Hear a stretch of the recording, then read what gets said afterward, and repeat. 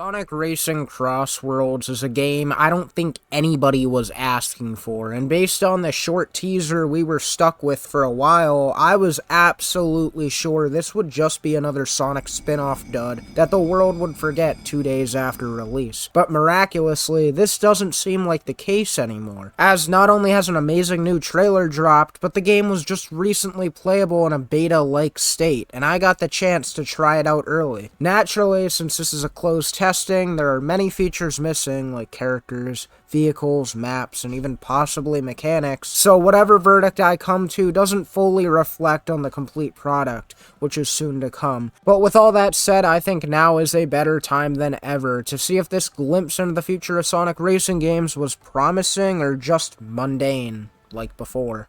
Starting off, it's worth mentioning that this game looks absolutely stunning. Everything down to the lighting, environments, and transitions looks amazing. Now, I will say, presentation has never been a problem with these Sonic kart racing games, as I feel like they all were graphically impressive for their time. But this game has so much going on that I feel like you're actually able to fully appreciate the art direction here. I'm a big fan of the chaotic, dimension-hopping style that the game's going for. But even with all that said, you could argue that presentation doesn't even matter when it comes to kart racers. It's safe to say variety is something that matters most. And although it's hard to fully judge the game right now, as the closed testing cuts a lot of features, I will say that the variety here is absolutely powerful in every single department. Everything down to the items, characters, karts, customization, it's all so strong here. The items aren't just wisp power-ups like before, but rather we get to see returning iconic items from the Sega and All-Stars kart racing games, like the boxing glove. And we even get new stuff like the Shuriken or King Boom Boo from Sonic Adventure 2 himself. And the character variety here is better than ever. Even in the closed testing, we have really cool inclusions such as Omega,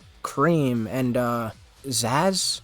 What were they thinking? Closed testing aside, it's already confirmed characters like the Chaotix, a Babylon Rouge, or even Sage from Sonic Frontiers are going to be playable at launch, plus a countless DLC racers planned, which is a massive step up from the horrible roster found in Team Sonic Racing. Speaking of things I hated about Team Sonic Racing, let's talk gameplay. From the grace of God himself, we thankfully no longer have the horrible team mechanic introduced in Team Sonic Racing, but we do retain some of the cool parts of that game, like the vehicle customization, which I personally think is amazing, especially since based on what I got from the beta gameplay, it feels far more robust than before. Being able to choose vehicles that primary either your speed, power, or handling is a great thing. I think power vehicles are especially important in this game, whereas they felt way too situational and slow in Team Sonic Racing. Here, they genuinely feel like a viable option, as the item pool is far more chaotic than before, for better or for worse.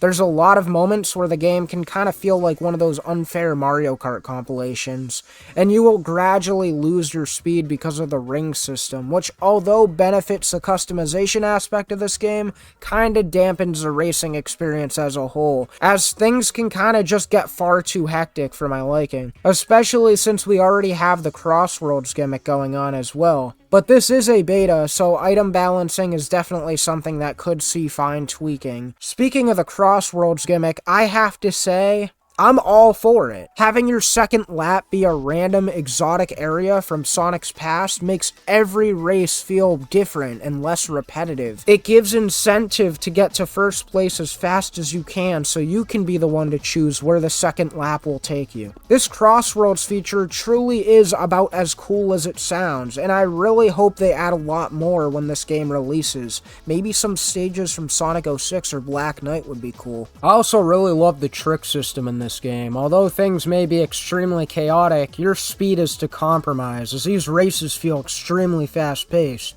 and being able to spam various tricks in the air kinda helps with the immersion and flow of the fast-paced experience. If there were any more problems I had about this game other than the crazy item balancing, it's probably the glitches, as I feel like they were aplenty here. There were many times where the match just wouldn't start and I'd have to like reset the entire game. I thought that was pretty stupid. And I've also found a couple clips online where like the race just kind of soft locks itself, and I thought that was insane. I really hope these aren't issues that drag into the full release, as I feel like these can definitely dampen the experience as a whole. Another thing I will say is that the controls did not feel quite as tight as I was hoping. A lot of vehicles felt far too stiff, and drifting didn't always feel very fun to use. I know that's really down to the vehicle customization aspect of the game, but I really hope that doesn't drag down the races as a whole. Otherwise, it's just kind of a burden. I mean, aside from that, I really don't have any issues with the closed testing itself. I do have my doubts about the final release. My biggest worry is that rubber banding in online matches will still be an issue, since it was a pretty big one in Team Sonic Racing,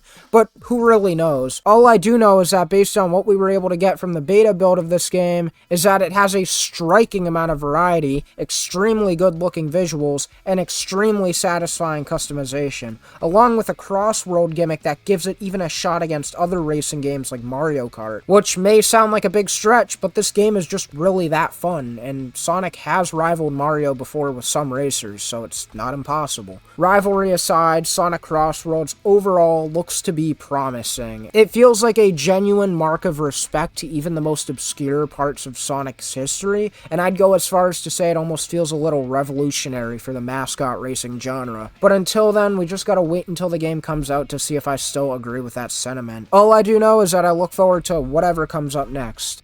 And who knows, maybe if they're feeling really frisky, they'll add Alberto Roberto from Sonic the Hedgehog on the Xbox 360.